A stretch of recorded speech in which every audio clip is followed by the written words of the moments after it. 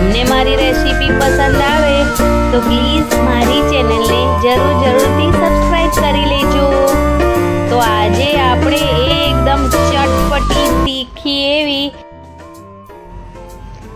પાણીપુરીનો એકદમ જબરજસ્ત મસાલો અને તેની સાથે પાણીપુરીનું એકદમ ચટપટું તીખું એવું ચટાકેદાર પાણી બનાવીશું। જોતા જ મોઢામાં પાણી આવી જાય એવું પાણીપુરીનું પાણી।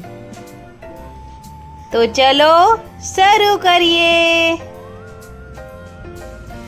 તો પહેલા આપણે એક મસાલો બનાવી દઈશું। તેના માટે એક બાઉલમાં 1 ચમચી કાલા નમક, 1 ચમચી ગરમ મસાલો, શેકેલા જીરાનો પાવડર 1/2 ચમચી, સાદું મીઠું 1/2 ચમચી, કાશ્મીરી લાલ મરચું 2 ચમચી અને આમચૂર પાવડર 1 ચમચી જેટલો જલજીરા પાવડર, 1/2 ચમચી કારા મરીનો પાવડર, 1/2 ચમચી રેડ ચીલી ફ્લેક્સ। હવે આ બધી વસ્તુને એકદમ સારી રીતે મિક્સ કરી લઈશું। આપણે પાણીપુરીના મસાલા વગર એકદમ ઠેલા જેવો મસાલો રેડી કરી લીધો છે। એકદમ સારી રીતે મિક્સ કરી લઈશું અને રેડી થઈ ગયો છે આપણો એકદમ સિક્રેટ મસાલો। તો ચલો હવે પાણીપુરીના પાણી માટે પેસ્ટ બનાવી લઈએ। તો તેના માટે મિક્સર જારમાં મેં પુદીનાને એડ કર્યો છે 20-25 નંગ જેટલો, થોડા લીલા ધાણા દાંડી સાથે એડ કર્યા છે, ખટાશ માટે ખાટી કેરી એડ કરી છે કાચી, તીખા લીલા મરચા 4 અને થોડા આદુના ટુકડા લીધા છે કટ કરીને। હવે થોડું પાણી ઉમેરી એકદમ સરસ પેસ્ટ બનાવી લઈશું। તો પેસ્ટ રેડી થઈ ગઈ છે, તેને એક બાઉલમાં કાઢી લઈશું।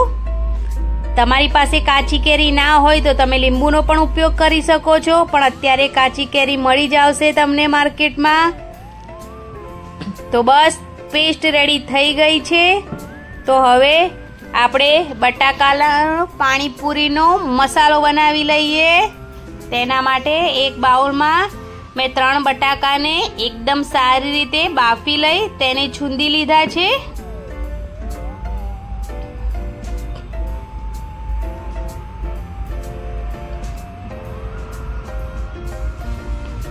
એકદમ સારી રીતે મેશ કરી લેવાના છે બટાકાને। હવે તેની અંદર 1 વાટકી ભરીને કાળા ચણાને બાફીને નાખ્યા છે અને તેની સાથે આપણે જે સિક્રેટ મસાલો બનાવ્યો છે તેને એડ કરીશું। 1 ચમચી એડ કર્યો છે મેં અને તેની સાથે પાણીપુરી માટે જે આપણે પાણી માટે પેસ્ટ બનાવી છે તેને પણ એડ કરીશું 2 ચમચી જેટલી।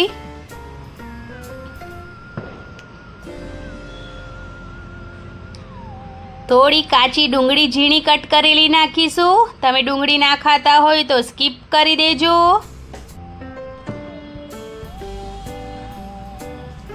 થોડા ધાણા એડ કરીશું। તમે અહીંયા બીજું સલાડ પણ એડ કરી શકો છો, ગાજર, બીટ એવું। હવે આ બધી વસ્તુને એકદમ સારી રીતે મિક્સ કરી મસાલો રેડી કરી લઈશું। અહીંયા મીઠું એવું બધું જ આપણે મસાલામાં એડ કરેલું છે, તો પણ તમે થોડો ટેસ્ટ કરીને ચેક કરીને નાખી શકો છો। તો તૈયાર છે આપણો મસાલો। તો ચલો હવે ચટપટું પાણીપુરીનું મેન પાણી બનાવી લઈએ। તો એના માટે જે પેસ્ટ રેડી કરી છે એ મેં 2 ચમચા એડ કરી દીધી છે અને સિક્રેટ મસાલો પણ 2 ચમચી એડ કરી દીધો છે। હવે તેની સાથે આપણે એકદમ ઠંડુ પાણી એડ કરીશું। તમે પહેલા મસાલો બનાવી લેશો તો અલગથી તમારે કશું જ એડ કરવાનું જરૂર નહીં પડે અને એકદમ ચટપટું પાણી બનીને રેડી થઈ જશે। ઠંડુ પાણી રેડી કરી તેને મિક્સ કરી લઈશું મસાલા સાથે।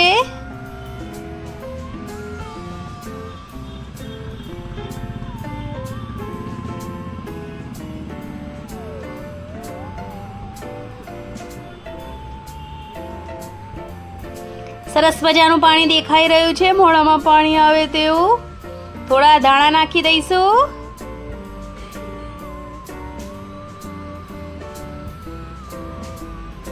થોડી કાચી ડુંગળી એડ કરી દઈશું. તો તૈયાર છે આપણું ચટપટું પાણી. મેં તેની અંદર લીંબુને કટ કરીને એડ કર્યું છે, તમે કેરી પણ એડ કરી શકો છો. તો તૈયાર છે આપણું પાણી. અરે એકદમ સ્વાદિષ્ટ પાણી બન્યું હતું, ખટ મીઠું તીખું એવું.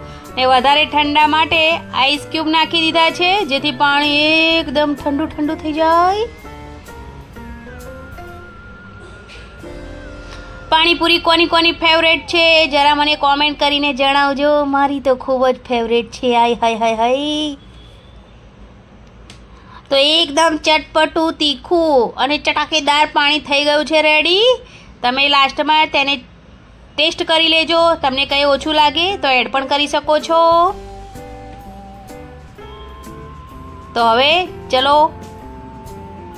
આપણે પાણીપુરી બનાવીએ. તો એના માટે પૂરીને મેં તોડી લીધી છે. તેની અંદર બનાવેલો મસાલો, ડુંગળી ભૂલાય નહીં, ડુંગળી વગર ટેસ્ટ આવે નહીં, થોડા બાફેલા ચણા અને સરસ મજાનું પાણી.